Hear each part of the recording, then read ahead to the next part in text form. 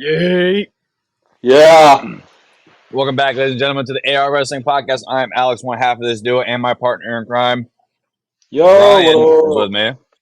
And today we'll be going over this past week's different editions of Raw and SmackDown. So as always, like we say, sit back, relax, and enjoy. We got some news this week. We do Potentially got some falsely news this reported week. news. I would maybe falsely reported, but falsely I don't know. I don't know. But earlier this week, there was a report that broke from PW Nexus, not a well-known, but from my knowledge, I don't hear a lot of news from them. But they broke the news that says that WWE has officially signed AEW Originals, the Lucha Brothers, to multi-year WWE contracts, and they'll head straight to the main roster. I believe that was reported sometime around Tuesday earlier this week, which then got contradicted by a report from Fightful Select. I believe it was today, actually, who said that Lucha Brothers haven't put pen to paper yet for WWE, but they are in talks with them, and all major parties think that they will be signing and going to the company. Okay. That's pretty solid. So, what I've been saying for months, or not months, weeks at this point, Lucha Brothers headed to WWE. Oh, it's close to happening. It's not officially happening yet, but they are free agents from what I understand. Like they are not signed to AEW anymore. Mm-hmm. Okay. So I'm excited. Potentially really great and exciting new tag. Well, not a new tag team in that sense, but new to WWE that I'd really want to see. I agree. I mean, I think it'll do a lot for our Lucha division, because we just have LWO and LDF right now. We don't got anything else. We need different. We've had the same two teams for the past 3 years. We need something different. Yeah, I mean, for sure. obviously, I These know that's guys, not the right timeline, but point's still being there. I agree with you completely on that point. They'll definitely So, put a huge shock into that. I agree to that. So, but we also do have some other news. I mean, everybody knows SmackDown will be going 3 hours starting at the new year. But Raw will go back to 3 hours after the new year as well. So we now have eight, 8 hours of weekly episodic television from WWE. Monday nights we'll have 3 hours. NXT will have like 2 hours and 15 minutes. Their shows are weird. And Hmm. SmackDown will now be 3 hours. We have a Yeah, lot to cover, Ryan. this is a lot that we're gonna have to cover now. So this is gonna be Oh wow, fun. this is gonna be a lot of wrestling TV now. I have mixed feelings about it because right now WWE is obviously in like a boom period. Like everything is like firing off on all cylinders with Mm-hmm. WWE at this point. So an extra hour of TV after losing an hour from Raw for a couple of months, putting that on to SmackDown, like I I don't know. I don't know how I like I said, I have really mixed feelings about it. Yeah, I'm this excited. year or this New Year's gonna be interesting for this company because I mean this is exact. I mean it's not. This is exactly what Vince didn't want, but at the same time it's exactly what he wanted. He wanted to have this, but he was taking too long. He was trying to do it Vince's way. He wasn't trying to do it like in a business way, I would say. Yeah, no, he wasn't jumping on top of it anymore and getting after it. No, I He definitely didn't do. because there wasn't any competition for like 20 years for him to, compete against. Yeah, for real. He didn't have to do shit. Like, I don't know. I think Vinnie Mac will, uh, will go down in history as, I don't know. Because realistically, he made the biggest wrestling company in the world. And now he's probably the most hated person on the planet. The excitement that I have for tomorrow, I can't remember. I think it's tomorrow. For some reason, I also have September 25th in my head, but I know that it's next week at some point. The Vince September 25th, I think, McMahon, is Wednesday. the Vince McMahon documentary is going to be dropping on Netflix, the 6-part series. I think it's dropping in full right away. So Okay. I'm unbelievably excited to hear what all comes out in that because all reports are saying that Dave Meltzer reports that they held nothing back when it came to reporting and looking into the stuff for this documentary. So they're going to be touching on But the they're, steroid trials. They're oh going to be yeah. touching on the Chris Benoit stuff. Apparently they're going to be apparently alluding to, but not diving into the Janelle Grant allegations and lawsuit and Uh, everything because because it's an ongoing mainly, case. well, there's that, and on top of it, Janelle and her lawyers had nothing to say when asked about um the whole thing with Vince. Yeah, More or less, she Janelle's said lawyer, I'm it's pretty still sure, an open, said, it's still an open case, so you can't legally talk about it, really. yeah. I'm pretty sure Janelle's lawyer once put out a statement and said that like Janelle can tell her own story. She doesn't need like to be tied to Vince McMahon's story, Yeah, which is completely valid. and I mean, I think it's, dude. Like after I like realistically, I wouldn't say I looked up to Vince, but I thought Vince was a pretty decent dude with the fact of how he was running like the biggest, like he was the biggest wrestling company in the world up until 2014, and then from 2015 to 2022 was the worst period in WWE history. I'd say that's even worse than Yeah, the new era. When the new era, when that was when Raw first came out, that's when everything was. That's when WWE was really struggling. I think this was right. worse. I think that was worse, but that's just me. So, but with that said, Ryan, do you have any more news for the week? No, no more news for the week. For me, at Bet. least. Bet. So, Bet. we get into Monday Night Raw. We see superstars after superstars walk in the building. We see the Terror Twins walk in. Rhea is noticeably limping, obviously after the attacks these past few weeks from Liv Morgan and the Judgment Day. Then the Judgment Day are walking through the arena. Then we see Damage Control walking backstage, and the ESTs of WWE. They walking on the ramp. You know what I'm saying? Bianca and Jade. And then we see, the two big men walking backstage, Braun Strowman and Big Bronson Reed. And then, so this is how we start off Raw, which I really fucked with this. I really loved it. So CM Punk comes in what looks to be like a really nice Chevy Equinox, some sort of Chevy like SUV. I don't know what it is. I couldn't make it out because the camera shot was so fast, and I'm not a big car guy. So, but the long camera follows Punk through the backstage area, like where he parked his car, to the ramp. And I'm not gonna say he looks like pissed off, but he doesn't look too happy. Like he's like, I'm making a decision that my life depends on right now, and I'm in complete and utter pain. Mm-hmm. So we see him walking down the ramp. He's limping his way down the ring. We have CM Punk chants, and at this point in this point in the night, obviously the show just started. I thought Portland could step up their chanting. To me, it was kind of shitty. It was like, this is CM Punk we're talking about here. I mean, yeah, he's not the most like beloved in the in the wrestling world at all.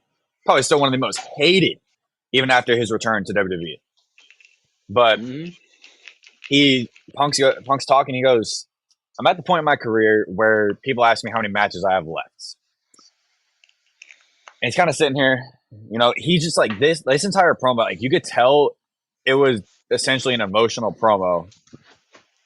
But he goes, I have way more matches than y'all think. And then we get our CM Punk chance again. They really stepped up this time. I'll give it to him. But when Punk came back, he said he didn't come back to make friends, but he does have a mortal enemy. And says the only way to end this with McIntyre is inside Hell in a Cell. And he was a little naive after the Shat match, thinking he could touch four corners and just walk away. But where we're at now, I mean, he absolutely just goes in. Like Punk's him. Punk gets it. Where are we at? I've got to say, this is But he literally said, like my favorite version of CM Punk when he's talking like this into a microphone. "Oh, agreed." Like, this is the CM Punk that holds me in the palm of his motherfucking hand. Where are we at? And then he was talking about Drew. He said he tried to bring my dog and my wife into this, but we can all agree that should have ended the second time he was sent to the hospital. But Punk's too damn stubborn. But And Drew had one fatal mistake is that he couldn't get the job done. He had been asked how many Hell in a Cell matches he has left, though. And the honest answer for Punk, 0. His entire family, his sister, his wife, and maybe the angel on his shoulder begged him not to do this. And like, I don't know if these are fake tears, real tears, but he's kind of tearing up. I noticed it. He goes, please allow me to tell you why I'm going to do this stuff. He gets CM Punk chance, obviously. He goes, the last time he was in Portland, he told Drew if he pushed Punk far enough, he would become the devil. And Drew McIntyre, I can't promise I'm going to kill you because I'm not going to deliver on 100% promises, but I promise I'm going to make you bleed, and I promise you will have to kill me to finish me. And he says that he's ready to die, and if this is the end of CM Punk, then he will see Drew McIntyre in hell. And I like this little reference that Wade Barrett put in there. He goes, the devil is going down to Georgia to see if there's a soul to steal, which I think was a nice little reference to the Charlie Daniels band, but the devil went down to Georgia. Hell yes, bro. I am so hyped for this Hell in a Cell match. This is amazing. I'm excited to see it. Honestly, like this rivalry's just gotten to a point where like I'm so infatuated with it. Like they should blow it off at Hell in a Cell, but it's a rivalry that they should go back to revisit, like in a year's time at some point. Like these two could always float back to fight each other again. So, what if this is what happens, right? We get in an almost an exact repeat of Road to WrestleMania 41 or 40, but for Road to WrestleMania 41. Where we see Drew McIntyre either win what was it? Elimination Chamber is what he won to be in the match against Rollins. Yeah. He did. When the World Heavyweight, depending on how they do it this year, win the Rumble or the Elimination Chamber, challenge the world champion. But as he goes to win, guess who comes in? Screws him over one last time. CM motherfucking Punk. Damn. Or I could see Punk screwing him again inside of the Royal Rumble. Yeah, I definitely if they do it that way. Yeah, Punk should definitely throw this dude out of the Rumble too. Because Punk was supposed to face Rollins at WrestleMania 40. That was the plan. But that failed when he tore his tricep. Mm-hmm. I don't know. God damn it, Punk. I swear to God. Oh. The main thing I'm hoping for with this now, like we're going to see tomorrow Drew McIntyre's response to CM Punk. And I'm hoping that we get a McIntyre promo similar to the CM Punk promo tonight that happened on that night, where he doesn't get interrupted by McIntyre. We do get to just hear him say what he has to say walking into this brutal match that I'm hoping is going to happen. 2 weeks. Yep, 2 weeks, and I want this match to go crazy. Like WWE break out all the stops. I understand it's a PG company and they can't do everything AEW does. They're not. They're TV-14. It's not true. It's not going to be Swerve Strickland versus Hangman Adam Page from All Out. Yeah, you can't have that. Like, just the needles alone in that match will get you such a bad rep. Get the cinder blocks, though. The cinder blocks, I haven't seen the match. You've seen the match, so you have more of an opinion on the match than what I do, obviously. It was beautiful. Absolutely beautiful. But I guess the closest thing WWE can do to that, I want the WWE equivalent for that this year, because when we get to the end of the year, I don't know, I'm just like rambling at this point, but it should be like a competition. Who's got the more brutal cage match, Swerve and Hangman or Punk and McIntyre? They're both blood feuds inside of a cage. And which company did it better? It feels more like the Monday Night Wars to me. You know what's crazy? I feel like the most brutal person out of the 4 people you just named is Drew McIntyre. Probably. I don't know. Swerve Strickland did break into a man's home and terrorize his child while he slept. That's true. but McIntyre is a giant, crazy motherfucker. In the terms of wanting to literally kill his opponent, yeah, he's literally trying to kill Punk. like Hmm. physically trying to kill this man. Facts. So we now head into a replay of Pete Dunne hitting Sheamus 2 weeks ago, basically costing him whatever the fuck it was. I forgot. Then we see the replay of last week between Sheamus and Pete Dunne backstage, and Kathy Kelly is with Sheamus, and she asks, how's Sheamus feeling? How's he doing? What's going on in his head? Well, Pete hit him where it hurt, and not only did he attack him with a shillelagh, but he costed his chance of becoming Grand Slam champion, because Sheamus is not the only title he's not won is the Intercontinental title, if I remember correctly. Because I know he's had the U.S., I know he's had the world titles, both of them. Not the current ones, but he's had both of them in the past. And Yeah. he's held the tag titles, I think, once or twice. Yeah, he held them with the Bar. So, Yeah, I mean, yes. this man, he's got it. I mean, he held it with Claudio Castagnoli, I think is what his name is, from AEW. Mm.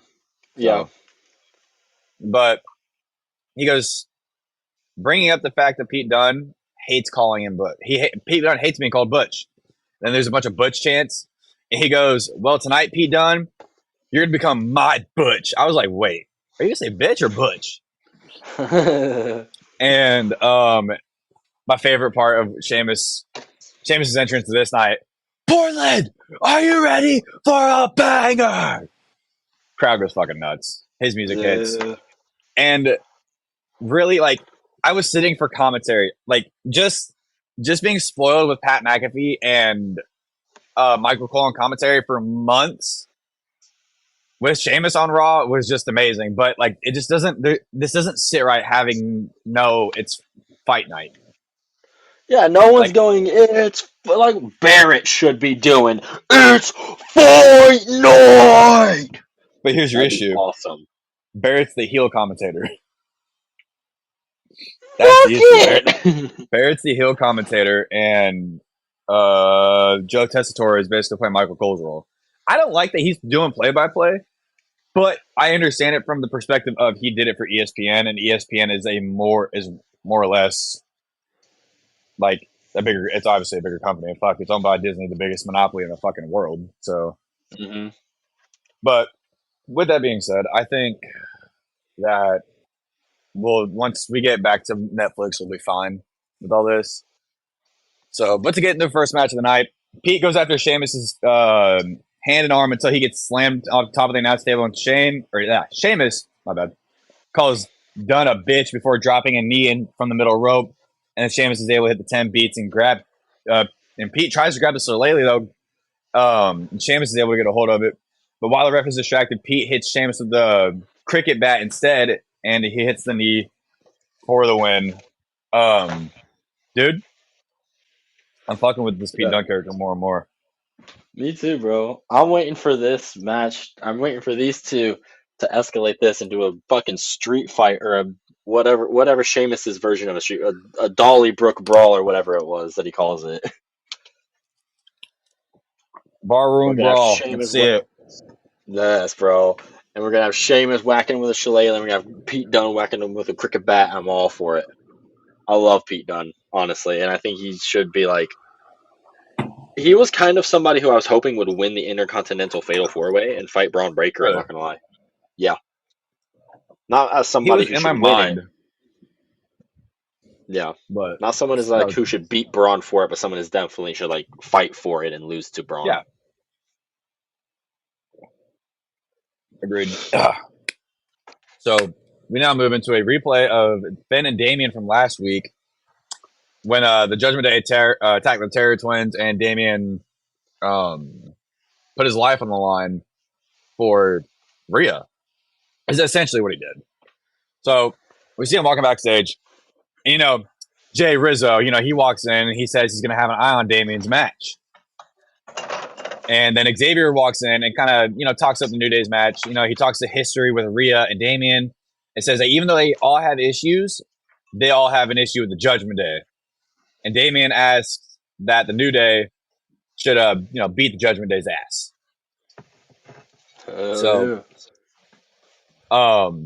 Right before I love this shit. Right before Xavier walks away, he goes, "I like him better than Dom," pointing out Jay. And right before Jay leaves, he yeets, And Rhea, she does her little, like, she's a little blushing back behind Damien. She goes, yeet. I was like, I'm sitting here thinking, I'm like, dude, I don't care.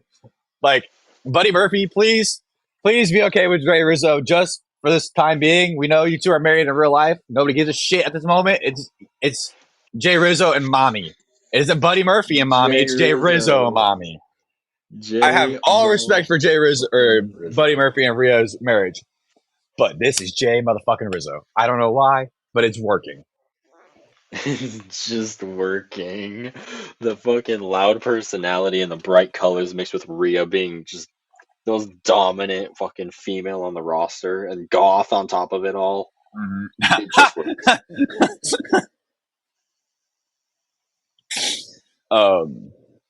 Yeah, but then we move into we see Braun Strowman warming up, and the Miz comes in and says, "Good luck." And Miz is curious why Strowman said that he has no chance against Reed, and he's like, Miz, I got no disrespect for you, but what I'm trying to tell you is, it takes a monster to kill a monster. Miz is like, yeah, and you're not wrong, but It's kind yeah. of facts. So we move into our next match with Natalya, who is with Lyra Valkyria and Zelina Vega, Natalia's fighting Zoe Stark with Pure Fusion Collective. And basically, throughout this match, it was like a back and forth, I want to say. But, like, honestly, I really thought what was going to happen was Pure Fusion Collective was going to, do their thing, distract Natalya, and Zoe was going to win. Well, Natalya was able to roll up Zoe and get the quick 1, 2, 3 and get out. Which I thought was pretty cool. But again, like this, I wonder if we're starting to hint more at Natalya joining them anytime soon, because there's not been much since they've talked backstage, really, Yeah, except for Natalya's no return. idea. I have no idea at this point. Because, like, it's burned into my brain at this point. Like, Natalya did walk up to Sonya Deville and go, yeah, it's time for a change or something like that after she lost in Queen of the Ring, I'm pretty sure. Yeah. So, like, where are we going with this? Yeah, I don't know, man. It's just it's weird. So we move into now Kathy Kelly with Rhea, and she asks, "How's Rhea's knee?" Literally, Rhea couldn't even get out 4 words, and Finn walks in, and he goes, he really feels like Rhea is just as bad as Damien, and he's calling Rhea selfish and says that Rhea and Damien need to stop hanging on to the past, and says that Rhea kind of steps in. She goes, "Finn, you need to stop rewriting history to make you look like the good guy and make us look like the bad guys. When all I did was I love the Judgment Day. I put my heart, sweat, blood, tears, whatever into that." And Finn is basically just kind of like, digging at her, and she's like, and Rhea goes, "If you want to make us the villains, so be it. But come Bad Blood, shit's gonna change." And Finn starts talking about the whole Dominic and Liv thing. He looks at Rhea and he goes, "I was the devil on Dom's shoulders. I was the reason he did everything he did." We all knew it. We really all knew it. We knew it, you motherfucker. Maybe you knew it the night he took that card. I mean, originally, if you go back and listen to that episode that we did for it, that review part, Yep.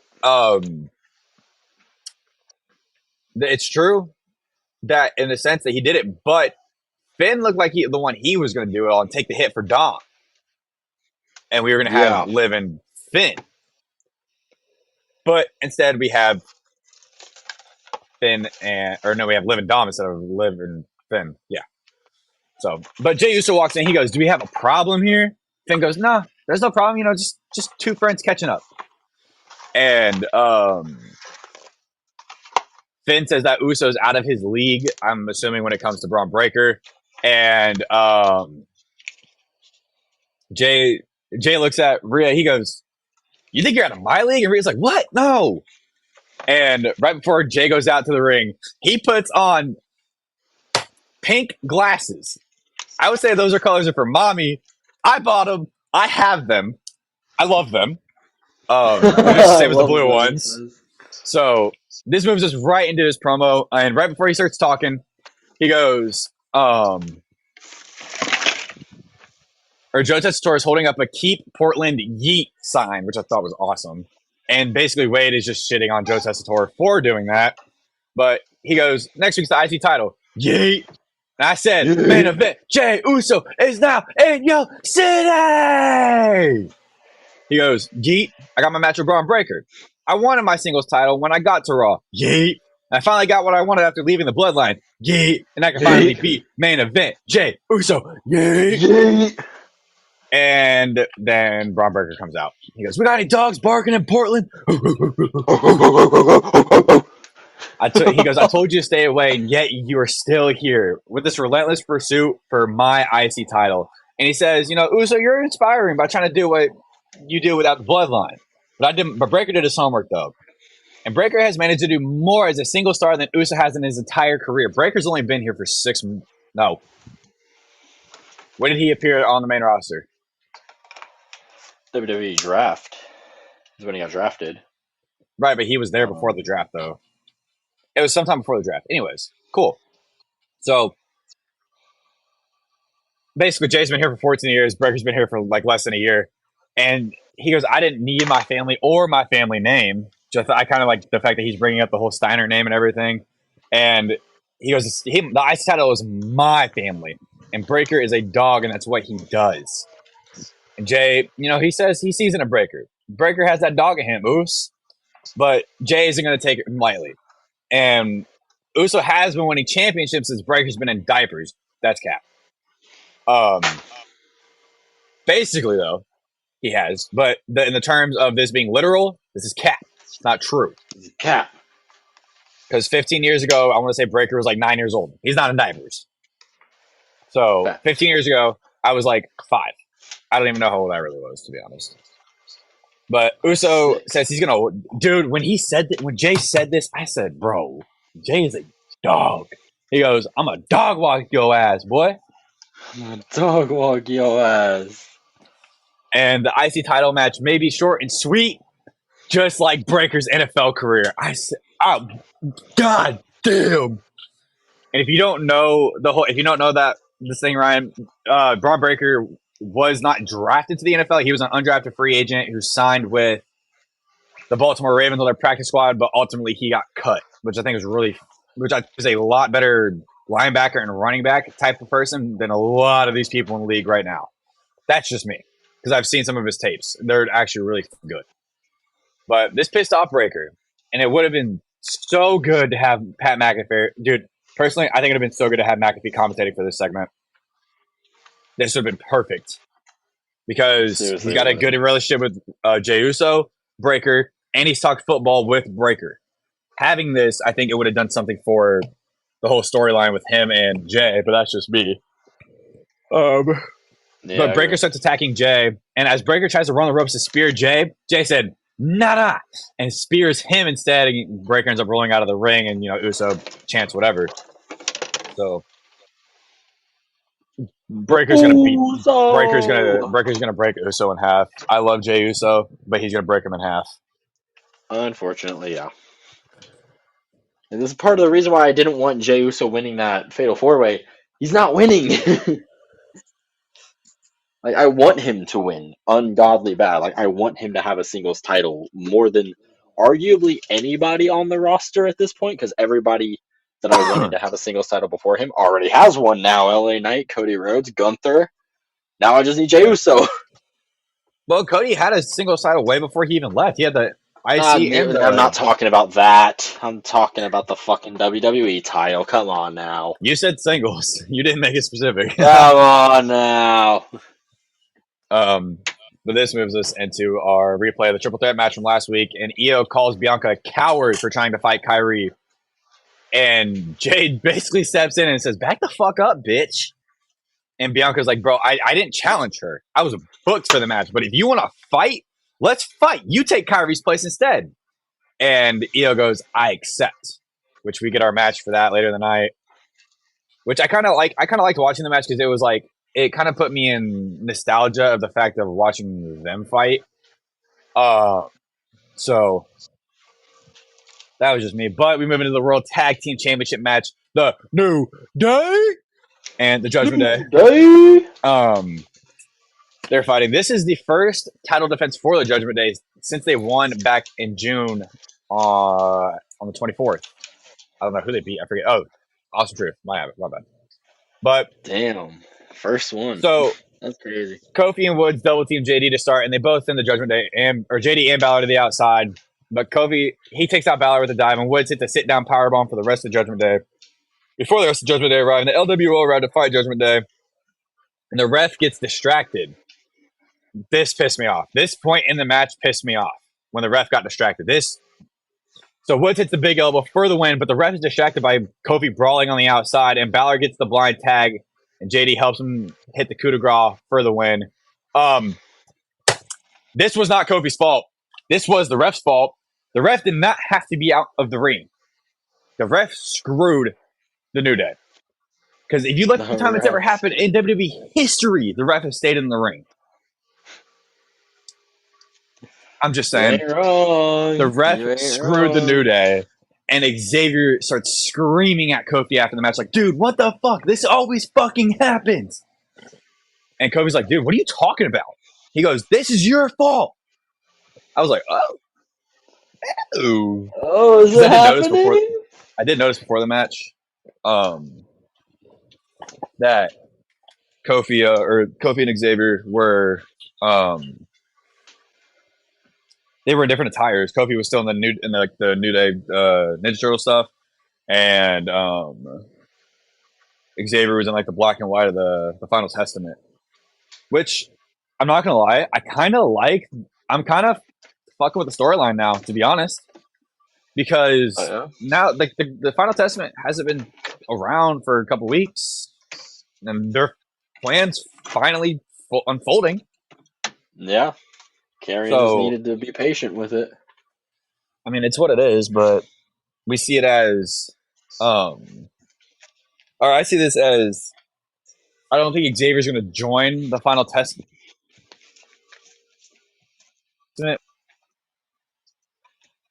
Which, yeah, neither do I. I wouldn't be mad at, but that's it. That's all I got for it. Oh yeah, I'm super excited for this. I'm like low key really invested into this now because I never thought that I was kind of like in the camp of like the New Day's never gonna break up. They should be like a faction forever. But now like I'm really buying into this now. I'm really excited to see what they do with it. And if Big E eventually ties into it, it's with Big E getting older, the chances of seeing an in-ring return are slimming down faster day by day. It's how old is Big E's like 36, I want to say. He's like 30 something.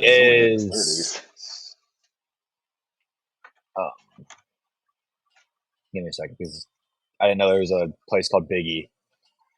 Big E is 38 years old.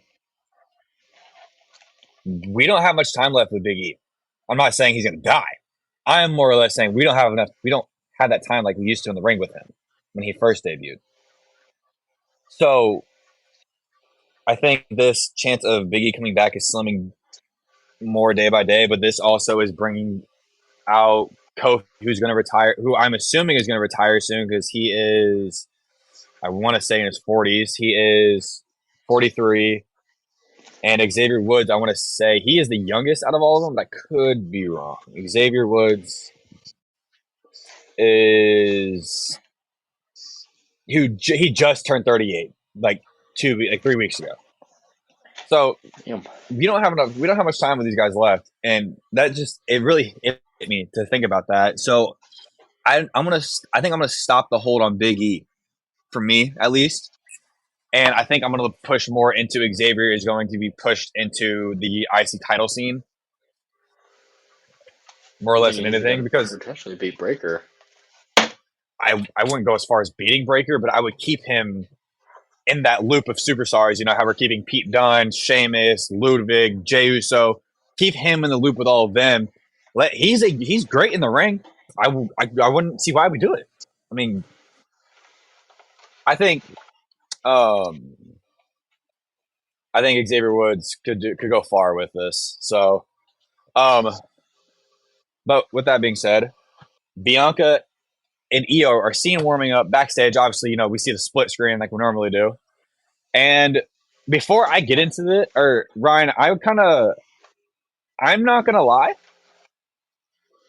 I want you to go over this Uncle Howdy segment this week. Um, but I do want to point out there's another QR. We got another QR code, and it laid to Uncle Howdy's journal.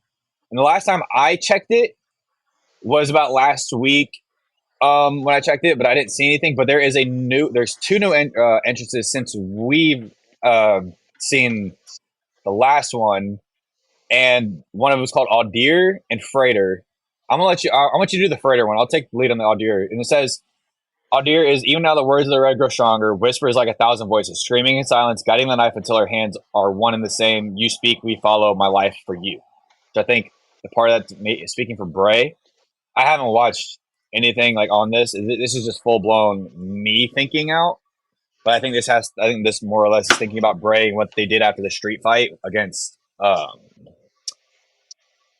American Mid. But Mm-hmm. I more or less want to get into this new journal entry. Freighter, Ryan, talk to us about it. So it goes, the bond of a family is a cat of nine tails. Bound through suffering, we see you, brother. When you need us, we will be there. So I'm believing this is obviously, not obviously, but I think this is them starting to allude to their next target or potential feud that they're going into. And I'm kind of interested to see because when I read this, the first name that popped into my head was Damian Priest, actually. Not like Braun, not Alexa, not like anyone else tied to the Wyatt family. It's kind of Damian Priest, weirdly enough. As kind of a thought of them reaching out to be like, they calling the guy brother, but not. I'm thinking like that's not literally them calling someone their brother. It's them figuratively calling them their brother, as like a cult would call someone brother, as a way of being like, join us, we're here to help you. Like, let us help you in your fight against the Judgment Day, who is the family that betrayed you and threw you to the ground. And like Damien and Finn called each other brothers all the time, and now Howdy's reaching out to Damien to be like, we'll be your new family. I'll be your new brother, essentially, is my thought behind this. And then we can do Wyatt's versus Judgment Day. What's your thoughts on that?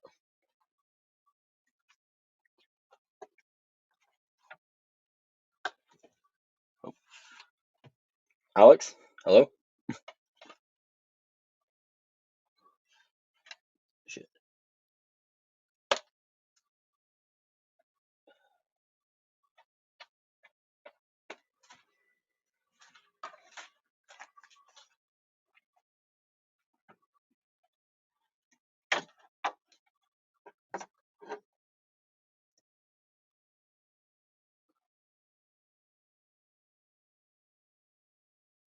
We yeeting again? Yeet. Yeah, he's eating Okay, again. bet, Got dude. disconnected. Yeah, I muted myself because I was talking to my girlfriend, but it didn't unmute for some reason. So, anyways, I think it's Braun Strowman because of the whole brother aspect. I mean, it's not more or less tying into.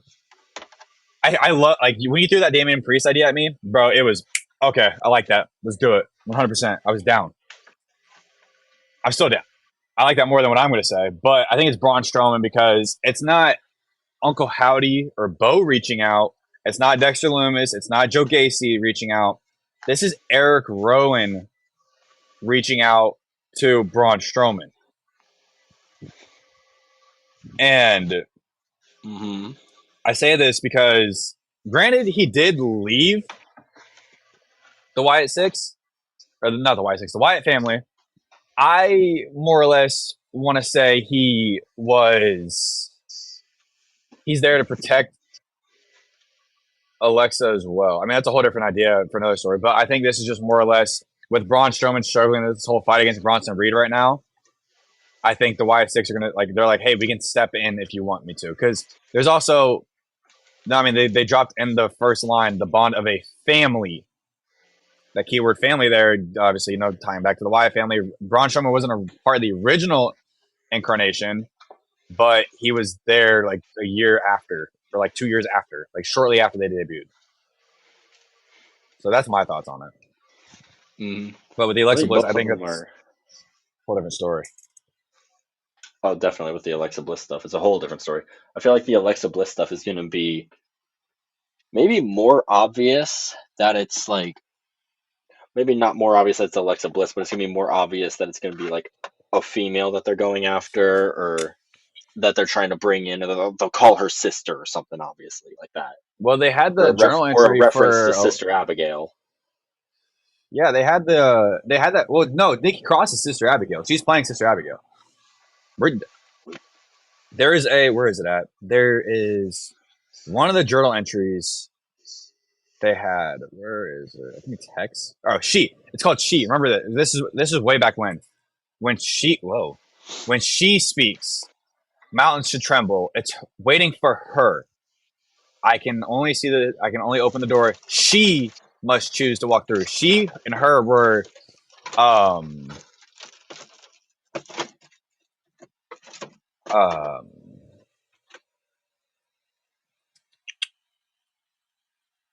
why am I blanking?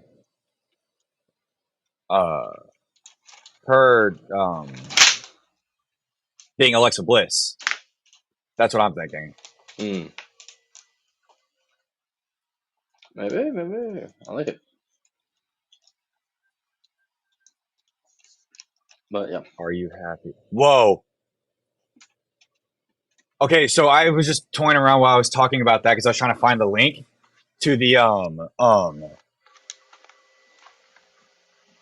now I need to know. There is if you go through the um oh, okay, we've already seen this. If you go through all the journal entries, like the first like I want to say like 5 or 10 of them, it says URL, are you happy? We've already been through that. I forgot about that whole thing. We've already been over that.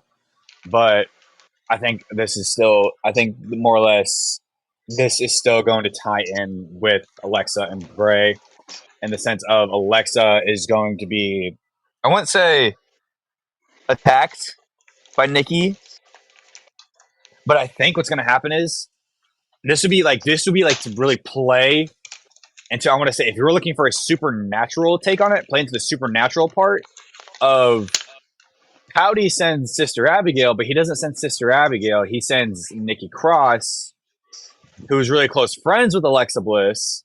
They've won they won the women's tag titles before when she was Nikki ASH.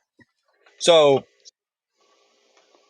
I think what we see here is it's not Uncle Howdy doing everything. It's Nikki Cross trying to recruit Alexa. If that's how we bring Alexa in, that's how I would see it. If you also remember before Alexa took her maternity leave, we found out she was pregnant and everything. Uncle Howdy was I wouldn't say stalking, was watching her very closely, trying to get her to come back. Because the last thing she did was she was in the ring, if I remember correctly. All the lights went dark, and on the screens around where they were, and on the Titantron and everywhere, it all had the face of Uncle Howdy. If I remember correctly, that's what it was. But that was before I started getting back into it. But after watching YouTube videos and doing some of my own research, it's what I have seen. Like, I don't remember though. I don't remember exactly what this is. So, but am I happy? No. I miss Bray Wyatt. Yep, facts. So, with this being said, though, we move into a replay of what just happened in that tag match between the New Day and the Judgment Day. And Kathy Kelly has been trying to get a word with the New Day for a while. And Kofi's like, hey, Kathy, I respect you trying to get a word, but I can't right now. I got to go look for Woods. And Woods is just, you can hear Woods bitching around the corner. And he's arguing with the LWO. And Kofi was like, hey, man, like I said, they could be out there. And Xavier's like, dude, what the hell? Like, why? He goes, it's just me and you. And Xavier is just going off on Kofi. He goes, why does the LWO know the plan and I don't know the plan when I'm your tag partner? This is what it set in stone for me that we were going to see Xavier Woods go off the fucking rails. just damn near right in the sense of he's finally taking everything out on Kofi and shit like that. So, but that's all I have for that. Do you have anything for that whole little segment right there? No, you pretty much hit it all. This is like the first big like sign that like Xavier's kind of done with Kofi's shit, you know? Even though like Kofi hasn't really kind of done that much. But Yeah, I'm excited. This match, when they eventually do have this match one on one, oh, it'll be so good. Put Biggie I on agree. commentary for it.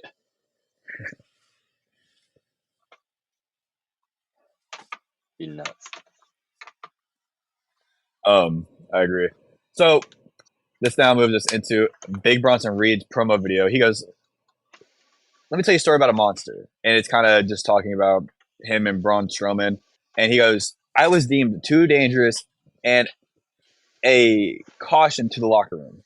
And he lists off people he, so-called took out: Seth Rollins, R-Truth, The Miz. Basically list them all off.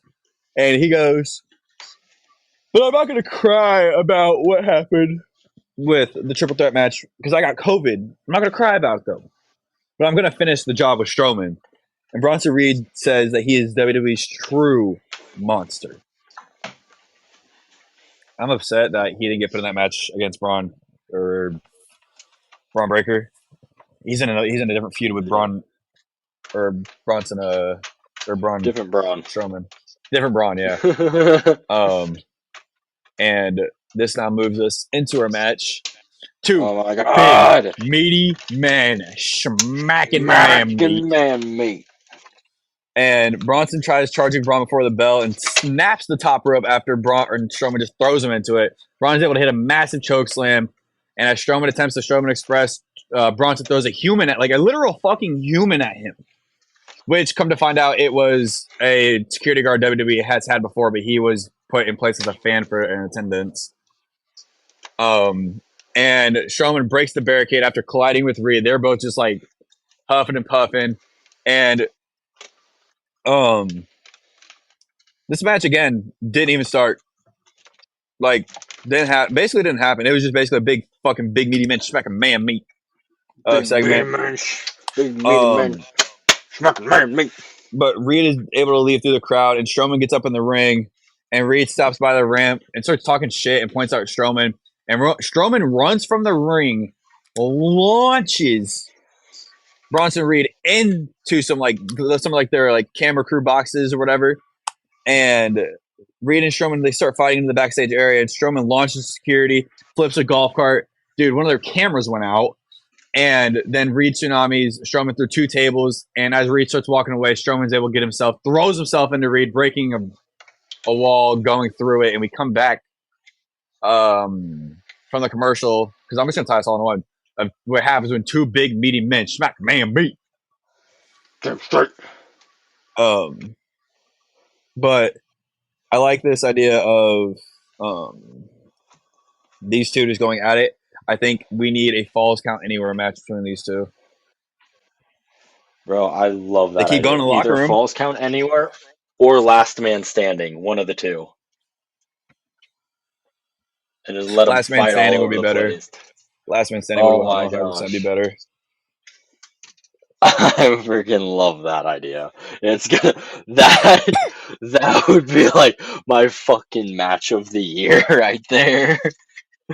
Oh my god, that'd be so much fun. I don't know, man. I think the match of the year for me right now, like going from Royal Rumble to this current point in time, is either matches between AJ Styles and Cody Rhodes, Backlash, or Money in the Bank. Backlash France or Mm. Money in the Bank 2024. Those are My probably the two I would legit, pick as my match of the year because those two just have my such great ring chemistry. legitimate facts. My legitimate one, like if I really wanted to sit down and seriously call out like what my match of the year is going to be, I'm not going to say AEW because you don't watch AEW. Probably Gunther and Damien from SummerSlam. Dude, you lost your voice 10 minutes into the match. Dude, I'm standing right that next to you, and I'm hearing was you scream. All I hear is pop out of your so voice. awesome. It was so fucking awesome. Gunther's Do you think he'll bleeding sing the from ring the general at chest. Royal Oh Rumble? my god. Yeah, 100%. I think we'll see him Um, in the Rumble like he did with the IC title run, if anything. Try to win two honestly, world titles. be hold both world titles like Randy Orton has, John Cena, Seth Rollins. Well, Rollins has held them because that was the time it was just WWE Undisputed World Championship or something like that. That stupid Hmm. ass long name. So, Facts. but what also happens is I forgot about this. Officials, doctors, and refs are all with Bronson Street and Strowman. They're like, oh my god, are you okay? Okay, like, dude, that is so overwhelming just as a fan to watch. Like, I couldn't imagine just being those two laying there with people screaming at you. You got a fucking camera in your face, lights everywhere, dude. I could Oh not do yeah, it. dude. After But at the going same through time, all that's of also what that, comes yeah, with being in the no. business. Yeah. But we see Adam Pearce with the ref. I don't know if you noticed this ref. It was the ref in the tag match between the New Day and the Judgment Day. And Ooh. Ludwig Kaiser immediately walks in and asks if Gunther has a worthy opponent. And he goes, Adam goes, I'm working on a challenger actually. And to be honest, I think Sami Zayn makes a really compelling story to be number one contender. And as soon as that happens, Sami's music hits. There's a TV behind Pierce and Kaiser, and they both watch him um, go to the ramp. And he tells Kaiser if Gunther has an issue with Pierce, he can go to him. I agree. The ring general Hell yeah. has not like you have your first legitimate challenger in front of you, and you don't want it. Facts. Like what? Sammy's not worthy, he says. So I would say I would have liked to see Sammy go through at least get a couple of TV wins before challenge for the world title. Personally, I would have liked to see Sammy have a longer reign than what he did, to be honest. But I mean, leading up to it, I understood everything and I had my predictions and my thoughts. But I wanted Sammy's title reign to last a little longer than 3 months, Eh, 4 months. I kind of understand. I kind of understand where you're coming from with that. I thought it was I can't say perfect, obviously. I could agree. It could have been longer. He could have defended it more, and if anything. But like anyone could. Any more title matches for me is like kind of a good thing. I like title matches. They're all really fun. But Mm-hmm. especially Sami Zayn's. But what was I going through with this? What was I trying to say? Sami's reign was, yeah, it was still pretty good, I think. But um, I don't think the reign wasn't the type of reign that should warrant him immediately challenging for the world title after losing it. Yeah. So I feel like he Um, definitely should have gone through a little bit more. yeah. But all week he's been locked up in the memory of standing in the ring with Bret the Hitman Hart, and he says that Hart was his hero growing up. I think Hart was a lot of people's hero growing up. You know, he was very good at what he did in the '90s. I mean, when he went to WCW, he definitely that was when Bret screwed Bret. But the Montreal Screwjob is a whole different story. I Yeah, I don't know. I think though with Bret Hart's career, he screwed himself 100% by going to WCW. He should have stayed with Vinnie Mac and just bit the bullet. So, yeah, honestly. but at the same time, him and Sean were the top two stars, and they both hated each other. I mean, now they're good Yeah, so friends. it's also understandable why he would leave. Yeah. So, but he goes last week was motivational for me, and I want to be the world heavyweight champion. And he says he will fight week in and week out to get that opportunity. But unfortunately, our current world heavyweight champion Gunther has repeatedly declined every time I have challenged him. And Gunther says it's because Sammy isn't on his level. But Sammy doesn't believe it and thinks Gunther doesn't either. You know, he thinks he's in Gunther's head, starts bringing up WrestleMania 40. And Gunther knows that Sammy has beat him before and he can beat him again. And Sammy thinks Gunther's scared of him. And then we see Gunther's mouthpiece, Ludwig Kaiser. He goes, Sammy, what are you doing? Out of everyone, why you? Why are you asking for a World Heavyweight Championship match against Gunther? Also, what's this nonsense about Gunther being scared of you? Gunther is the most dominant force in the WWE, and he's trying to save you, Sammy, from embarrassing you. And, you know, he's kind of going at him. Like, I honestly, I think Gunther would take this fight more seriously, knowing it's for a more serious title. Granted, I would say, IC title is pretty important as well, but we didn't get that. So, um, where are we at? He goes, let's talk WrestleMania. The first and only time I saw your family looking up to you instead of looking down at you.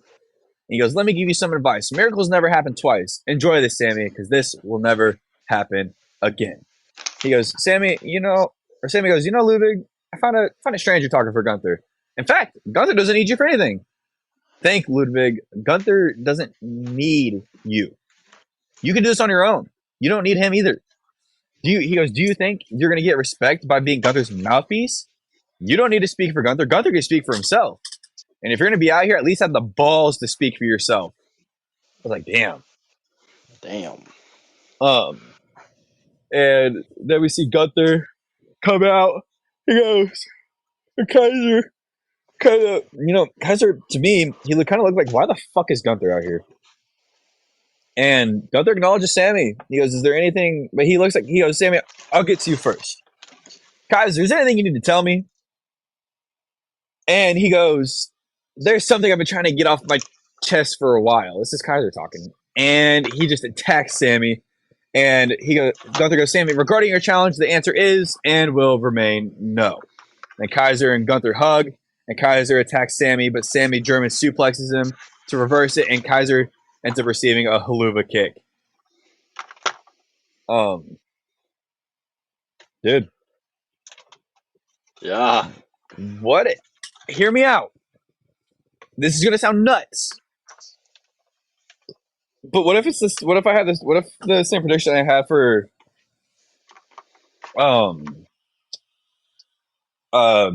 Kaiser taking it off Gunther, the IC title? What if he does it with the World Championship? I don't know about that one personally, Chief. I like Kaiser and all. Yeah, I like Kaiser and all too, and I think Sammy's right though. I think he can go on his own world title reign. He doesn't need Gunther. He could. Eventually, he definitely 1000%. I think should be given a world title run, and should definitely be allowed to run with that. And I think first he needs the an IC title or US title run. If anything, split him off from Gunther if you wanted to. Send him to SmackDown as a single star and completely detach him from Gunther and have him go after the US title. He did have a match against LA Knight. Mm-hmm. That's what I would do. If anything, if you really wanted to break Kaiser into a single star, I would remove him from Gunther. But I don't. This is just me personally speaking on what I would want to see. I don't want to see Imperium break up. I wasn't a fan of Kaiser turning on Vinci months ago. Because I really like Imperium, and I liked Imperium. I thought they were going to win the World Tag titles for a second. I thought that at some point we were going to see Imperium hold the tag titles and the Intercontinental and/or World title at the same time. It'd have been amazing, honestly. I really thought that that's what we were going to say. Like, I was really excited for it, but yeah, no, it doesn't look like that's going to happen now. So I don't really want to see Kaiser leave Gunther, but I like what you're saying though. Yeah. But you know who also think deserves a world title reign, a legitimate world title reign instead of, to me, was a transitional title reign? Damian Priest, who was backstage with Kathy Kelly. And she asked, does Damon have any hesitation going into his match with someone who considered Dominic considered family? Or no, who Damon considered family. And as soon as this happened, Liv Morgan walks in and starts talking shit to Damien. She goes, how sad a former champion who doesn't realize he is a has-been. And she's basically just saying the Judgment Day still talk shit about him. And Damien goes, out of everyone in the Judgment Day, I don't think anyone's got a set. And he goes, Rhea is going to tear you up at Bad Blood. And Damien's going to beat Dominic's ass as he's just getting started with those boys talking about the Judgment Day. And right before he walks away, he goes, goodbye, Susia. And I knew what Susia meant, but I couldn't remember exactly. I knew it with I knew the general term, but he basically was called Liv a whore, which I agree. Oh, You harlot. Crazy. Crazy, crazy. So, um, I agree. Liv is a whore. hmm Um, I liked the kind of setup that they did with this Raw where we kind of had the dueling promos where Finn walked up to Rhea and now Liv walked up to Damien. yeah, Only thing is that here comes my tie back to the Wyatt Six. Jey Uso came in to like ward off Damien from Rhea. No one came in to ward off no, that Liv was from Finn. Damien, huh? That was Finn. Well, yeah, You said Jake came in and you said said Damien. go away to Finn. You still know what I meant. And then no one Yeah, came in for Damien when he was talking to Liv. that's true. That's true. Maybe the Wyatt Six has to come in. Um, yeah. So we move into this one-on-one match between Bianca Belair and Io Sky. And Bianca, obviously, she got her tag partner Jay Cargo with her. And we have Io with her Damage Control stablemate, Kairi Sane. And basically, just to get into this match, um, both were evenly matched due to their history. But they both attempted drop kicks and basically did kip ups at the same time.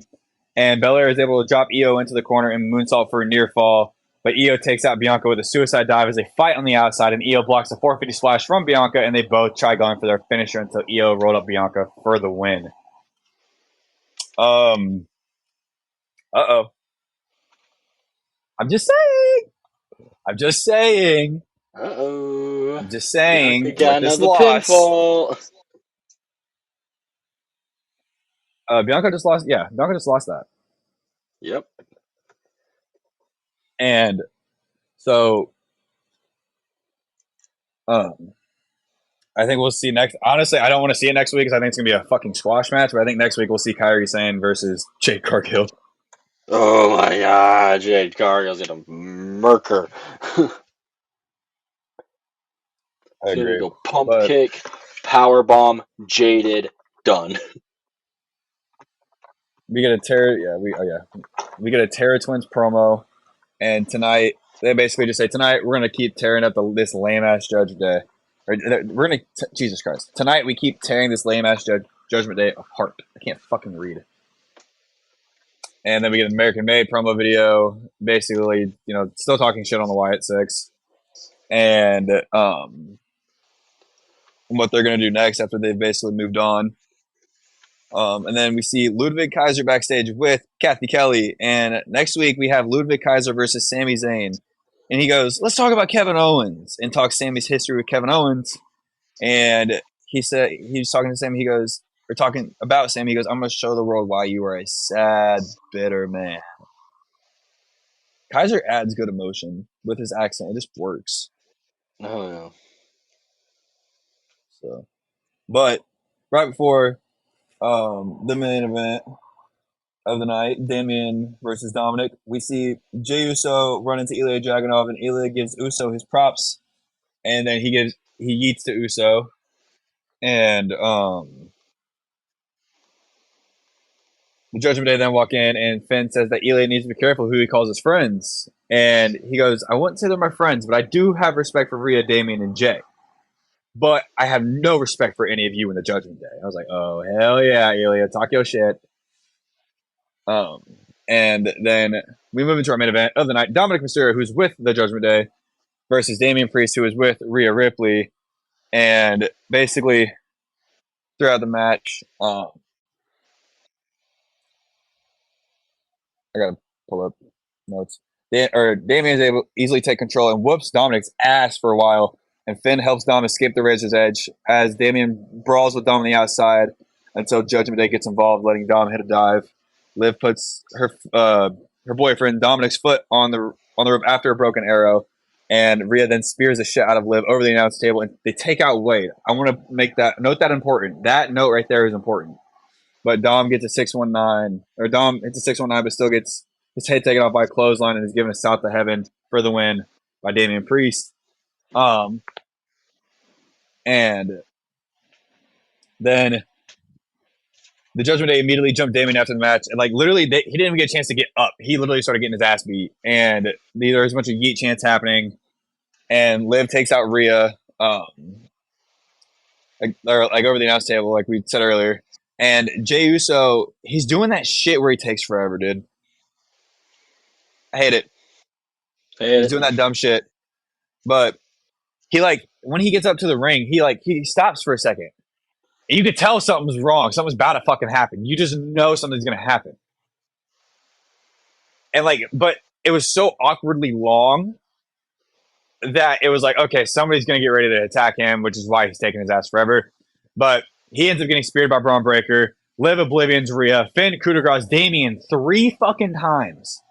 And then we see the Judgment Day stand tall at the end of Monday Night Raw.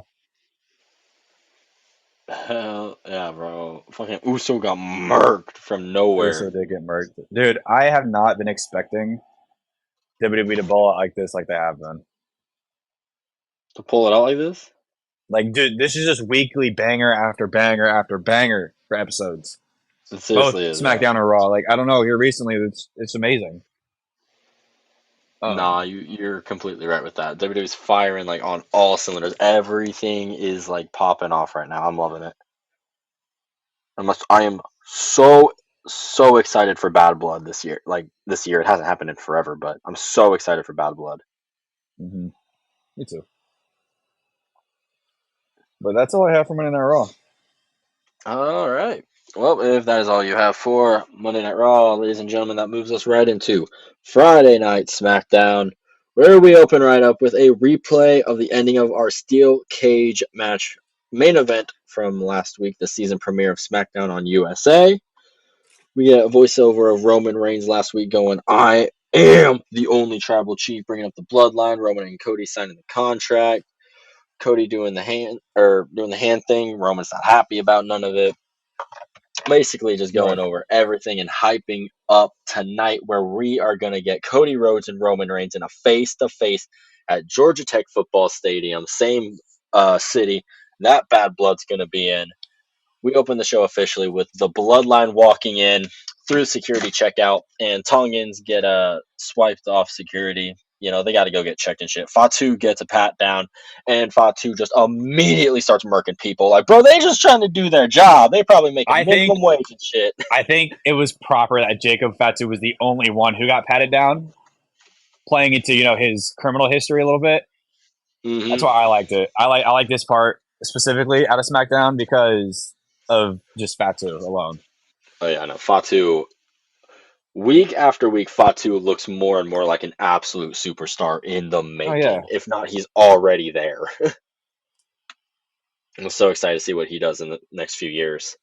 But our Friday night show opens up official. Well, it's already opened up, but we get to the ring for a United States Championship match, and it is Andrade El Idolo taking on L.A. Knight. Yeah. And this matchup opens up as Andrade immediately attempts a figure 4 and the message. Knight goes for a BFT as Andrade rolls out of the ring. We come back from a commercial break, which goes into a long shot following them back and forth until they brawl on the outside. Knight bounces Andrade off the table when they're out there. Knight gets shoved into the ring post, and he takes a nasty fall to the ground, which is when Andrade climbs to the top turnbuckle, does a motherfucking moonsault off of the top turnbuckle or ring post to the outside on LA Knight. That was insane. When this camera shot was happening, I only saw Andrade. I didn't see anything else. So I was extremely confused. And then I seen he flipped to the outside. I was like, bro, what? Like, I don't know what was more impressive. Montez doing that flip over or Andrade hitting that moonsault? All of it is amazing. Andrade's like, bro, I fucking love Andrade so much. Give him a title at some. Well, he's already Speed Champion. Give him a major title at some point, for show. So he's already won the U.S. title. He won it from Rey Mysterio in 2019. Needs one now. Needs one in the new era.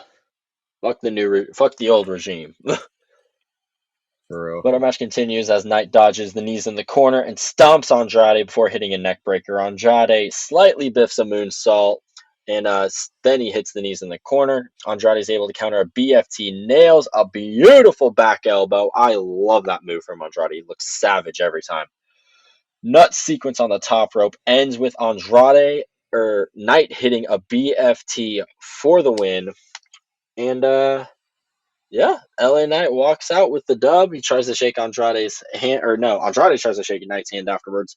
Knight goes for his fist bump. It's kind of like a little awkward exchange there. So Yeah. maybe there's still a little bit of tension there between them. I would like to think that that's teasing a bit of a tension still between them for a potential triple threat with another person that Andrade is about to run into backstage. Yeah. Oh. Well, you got anything add on to this match?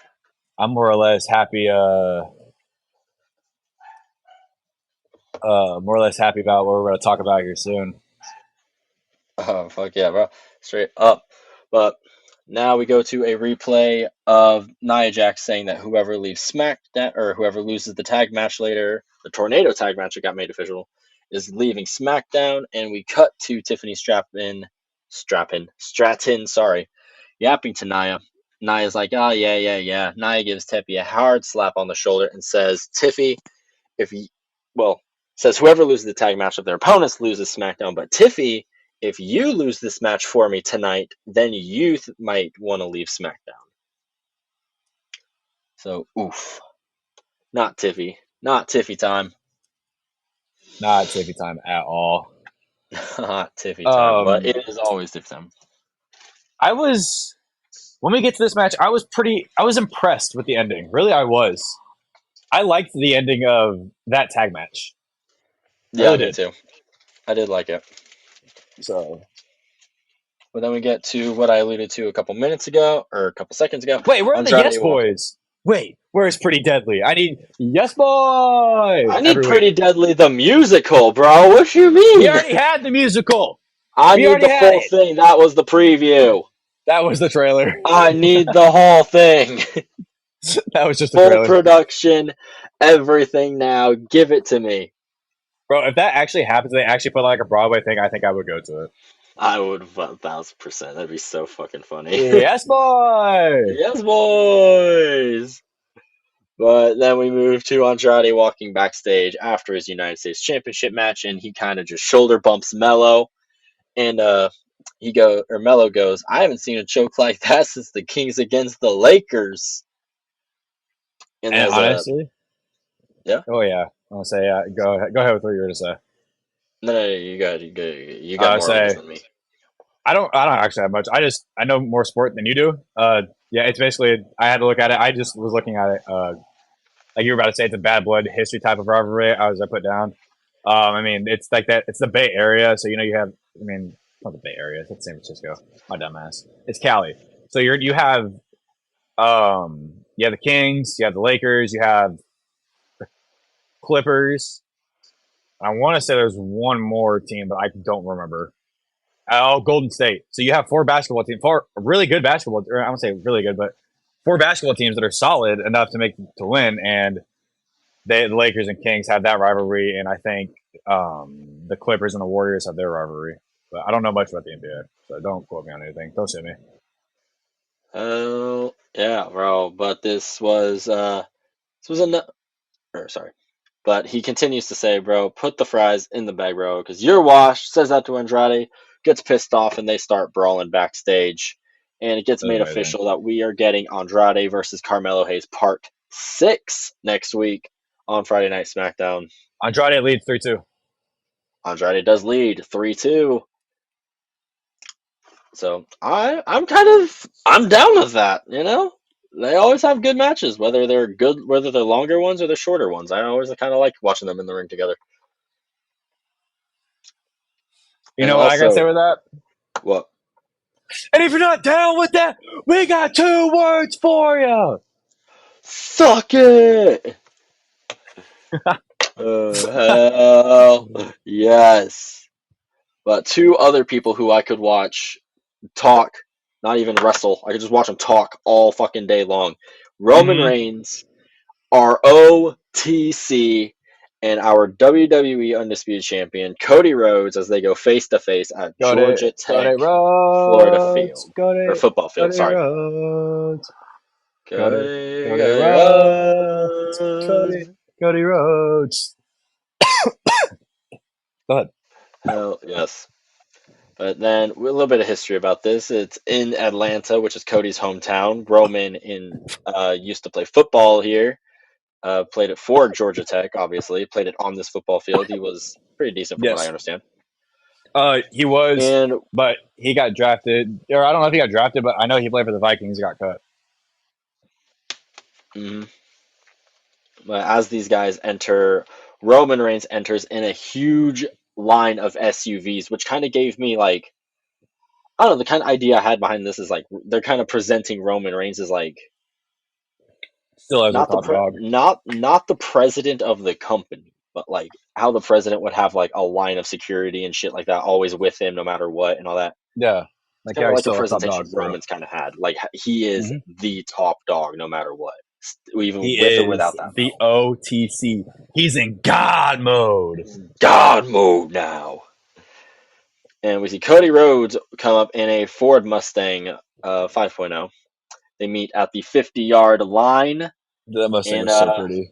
it was fucking beautiful. I love it. And it was super highly produced. It was amazing. I can't even lie. This is just Did you peak know who WWE. produced this? Who? So it was Paul Heyman, right? Okay, whatever. But he personally asked, like, he's like, I want this one specifically. So this is all Heyman's doing. Oh, I fucking love Paul Heyman so much. He's just one of the best I ever, just no seen it. matter I just what. seen it this morning. I think Wrestling Inc. posted it on Instagram. No matter what, he's amazing. And we open this all. Roman Reigns looks at him and he goes, "You see the ground you stand on?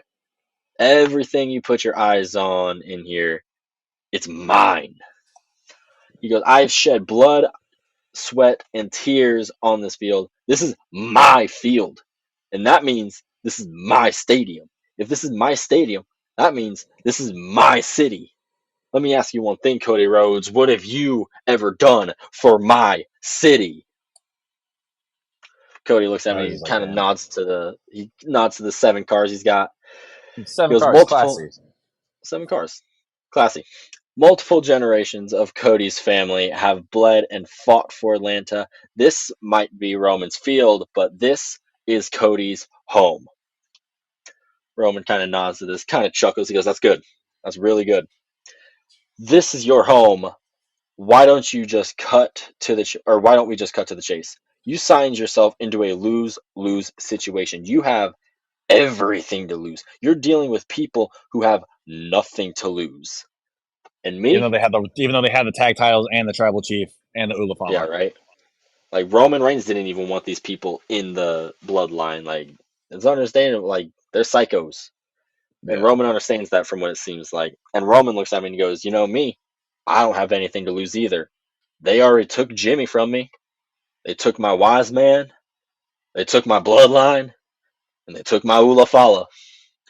For the first time in a long time, Roman's got no weight on his neck. He's got nothing to lose. He's got everything to gain." Cody looks at me and goes, "So you're telling me like I'm supposed to be surprised by all of this? I told you that before WrestleMania 39, our first match together, that you would walk out of there a chief without a tribe. I see your situation and I'll raise you another. We already have a tribal chief and it's not you. We already have a WWE champion and it's not you. If you can't even beat your own bloodline who is standing here, then who are you even? Like, can we even call you the same like tribal chief? Are you even the same Roman Reigns as before you left?" Roman looks at him. Tell me what you want. He basically says to Cody. And he goes, "What do I want? I want your word. I want your word that you're going to have my back so that I can have your back in this match against the bloodline, in this fight against the bloodline." He goes, "I'll give you my word and I'll have your back. Just understand this. Once it's all done," kind of looks at the title and he goes, "I'm taking back what's mine." And you got some notes written down here you want to say? I do. So this is kind of a hot take, but is this right here the reason why Cody's reign has been seen as stale? Because he's been constantly still fighting with the bloodline, but he's also been kind of, having his matches with whoever he chooses, essentially. Or is this how we see Roman versus Cody part 3? And if one of the 50-50 outcomes come out of that match, Roman gets his title back. Mm, And there's like I 3 don't whole know. separate ideas and 2 bullet points, but It's a lot. It's a lot to think about. I definitely those are like, think. I only think about those at face value. I haven't actually put any thought into those, but those are like the face value questions I had at the as this thing was going on. Right, right. I like that though because like, I definitely want to build to Roman versus Cody round 3, no matter what. It's gonna be so good. Mm-hmm. And of course, Roman Reigns just told him that he's gonna be taking his title. He's gonna be taking what is rightfully his. He's gonna be taking it all back. And Roman goes to step away, and Cody steps right directly in his path, looks him in the eye, and he goes, "It's not yours to take." Roman says that you're in my way. Cody moves and goes, "You're in my way in life." And then he continues walking on. I feel And like this is some spoiled brat shit. that line right there gave me goosebumps because it's like, Really? yes, because that kind of like these two, like even though they're teaming up now, this is our Rock and Austin. This is two dudes that no matter what, they're fighting for that top. They might respect each other, but they're constantly going to be fighting for that number one spot. And I think that that's like the best way to just build a blood rivalry, that a career long blood rivalry between these two if you wanted to do that. I kind of agree with this being our modern day Rock and Austin, but I also thought our modern day Rock and Austin was like you could rotate these 3 in it: Cena, Randy, and Punk.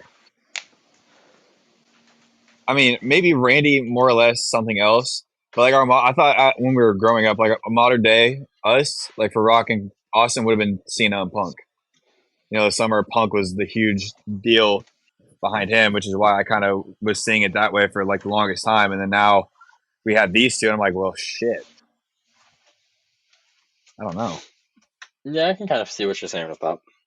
The only reason I'm hesitant to say that Cena versus someone like Punk, Cena versus Orton, or even Cena versus Edge, which are arguably seen as 3 biggest rivalries of his entire career, I Mm-hmm. struggle to call that a Rock and Austin type relationship or whatever that you want to relate that to. Because while Cena broke into the like stratosphere of being the number one guy, he was known outside of WWE, inside of WWE by everybody. Randy Orton wasn't, Edge wasn't, and neither was CM Punk, arguably. Like hardcore wrestling fans and some people that were loosely wrestling fans knew who they were, Yeah, but people who arguably had next to no idea about like what wrestling was for the most part didn't know who, or they knew who Cena was. yeah. You know what I'm trying to say? Mm-hmm. So that's kind of why I don't call like rivalries like that kind of a level. And these two, I feel like, have really done that because WWE's reached this huge boom period, and it's arguably thanks to these two stars. Right. But I don't know. Maybe that's a hot take on my end. I No, think. that's fact. That's fact. That's But fact. who knows?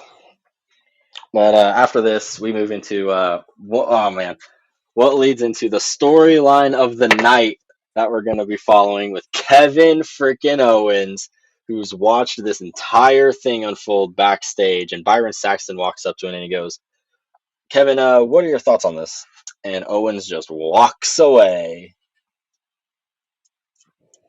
Is And this the reason that Kevin turns on Cody? I think so. I think so. I think it 1000% has to be. Because Because remember, he, Kevin kept saying that he doesn't have any reason to turn on Cody. yeah. But now Cody's helping out Kevin's biggest rival of the last 4 or 5 years, arguably. Oh yeah, So easily. I am so excited to see where this eventually goes with Kevin and Cody. We'll get more into this later on in the show. And we get Kevin Owens sitting on a box backstage. He looks like, dude, what the fuck did I just like witness? It's like, man, this shit's crazy as fuck. Like, how could I just watch my best friend go like become best friends with my worst? Well, not best friends, but go team up with my worst enemy. Insane. And then we So move to the most insane shit ever again on SmackDown as we get Apollo Crews versus Giovanni Vinci round 2. And Vinci walks down to the ring and he looks like he's pissed. Like he is not happy about this. Like last time these two fought, he lost instantly. Didn't even get his jacket off and he lost. So this time it's going to be a serious fight. Gets in there and match kicks off. Does stuff for roughly 90 seconds until Apollo rolls him up for the win. What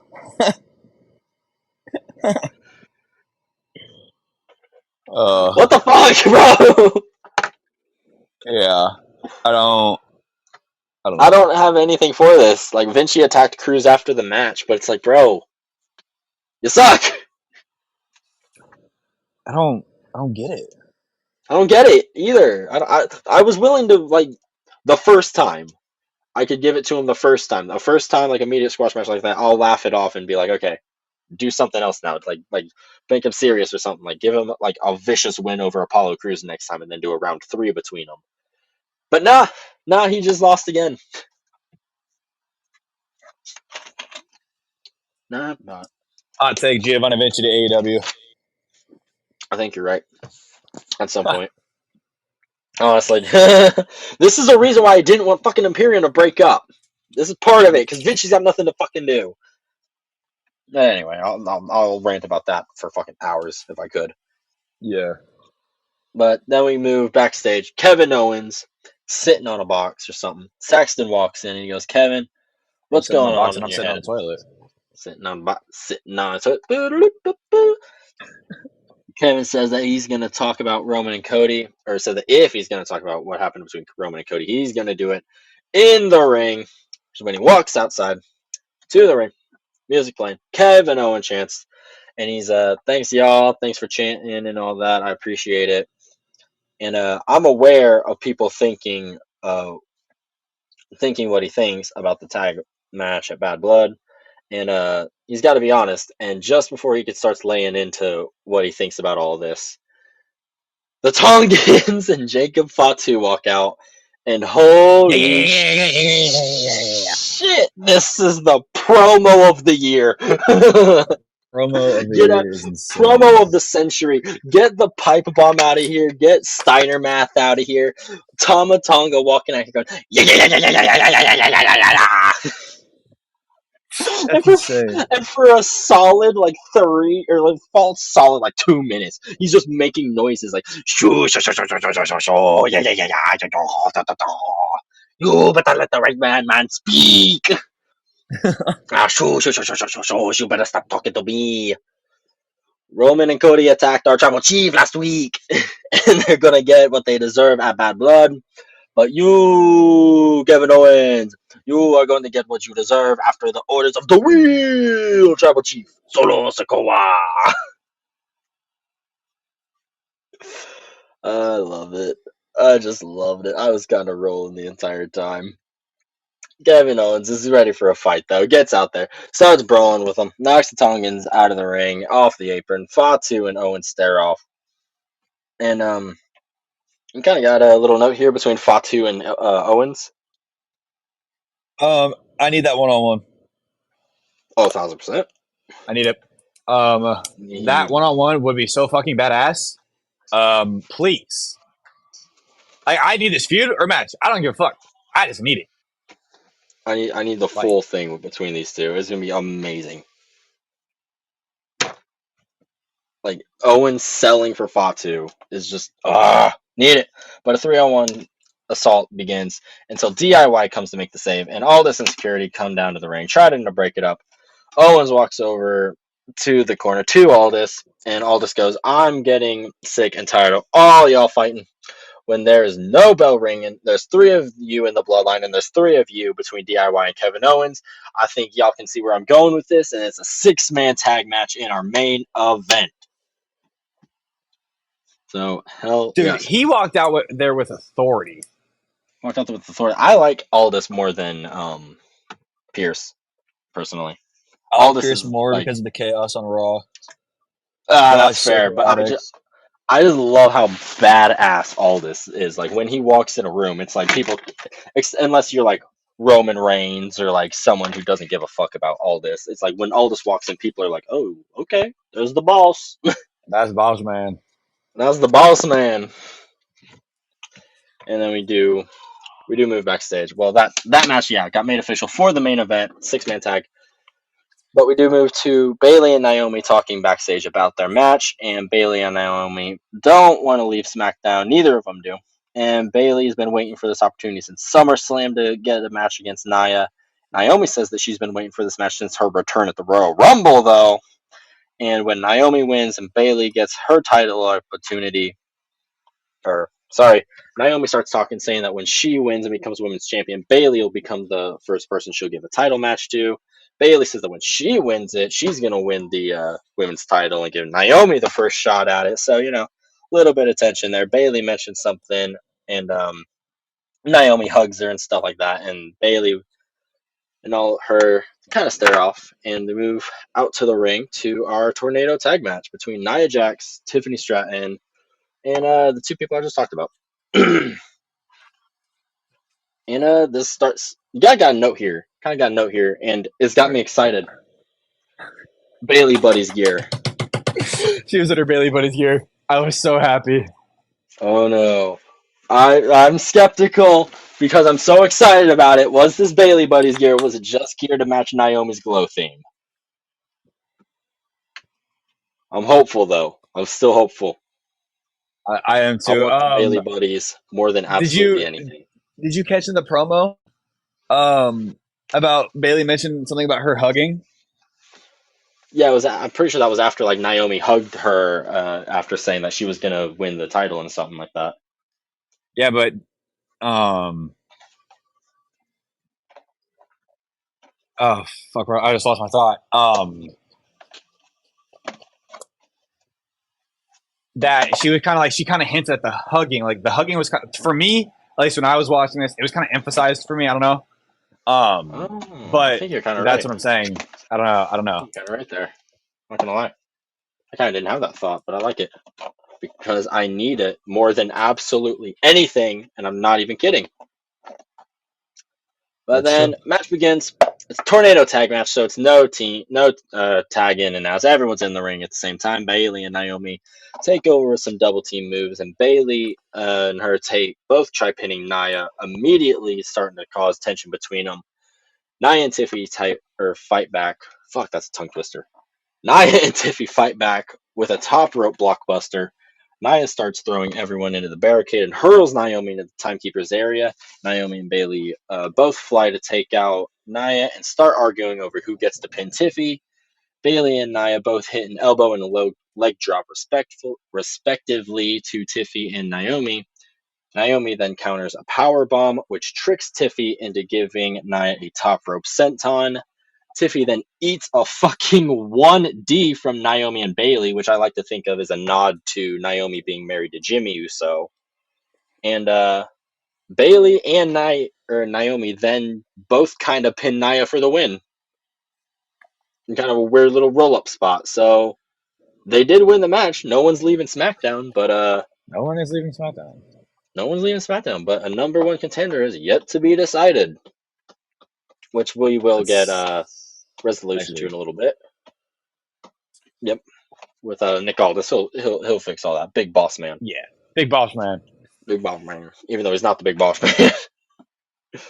But we do now. Oh my gosh, this fucking made no. Oh, dude. When this fucking promo video started for Chelsea Green, I swear to God, I thought I was on drugs. I swear to God, I had no clue what was happening. Why is she I didn't dressed as a either. trash person? Why is this? Why?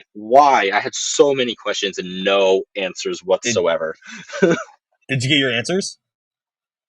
I know I didn't get a single one. Well, we have Chelsea, a we dumpster get match. Chelsea Me Green. Chin. Yeah. Good. Yeah, we do got Chelsea Green. She's dressed up as a trash guy. She's, training to become a trash person, apparently. Her new calling in life, she's going to quit being a professional wrestler and go throw away trash. And Chelsea finds it unfair that she has to fight Michin in her hometown in a dumpster match. Michin versus Chelsea Green, which I'm pretty sure is next week. And this idea was recommended by Vicky Guerrero after she was in attendance for the SmackDown season premiere last week. Bro, she got a lot of hate for being at SmackDown. She got a lot of fucking hate for don't know being at why she would get SmackDown. hate for that. Why would she get hate for that? She's had major. I looked into it. She's had major issues with her daughters, and she basically defamed Eddie and kept his last name. Oof. Yeah. Oof. That's a rough one. Yeah. So everyone That hates is her. a rough one. Yeah. But this is after this we get confirmed that part 6, Andrade versus Mello, is happening next week with Andrade leading 3-2. And we also get Bayley and Naomi arguing with Nick Aldis backstage. Nick then makes it official that next week it will be a number 1 contender match. Bayley versus Naomi. The winner gets Nia Jax at Bad Blood. And both of them are literally like, what the fuck? And I don't know, man. Like, this is just crazy. Like, why do we got to fight each other now? And then move into our chaotic, absolutely chaotic main event, which I absolutely love, which is a 6-man tag. It was supposed to be Kevin Owens and DIY taking on the Bloodline until we get Kevin Owens' entrance and we cut backstage to getting ahead of myself. DIY getting laid out by the Bloodline backstage. And they're just absolutely getting wrecked. Fatu does like a hip attack to Ciampa into like a box structure and some shit. Savage.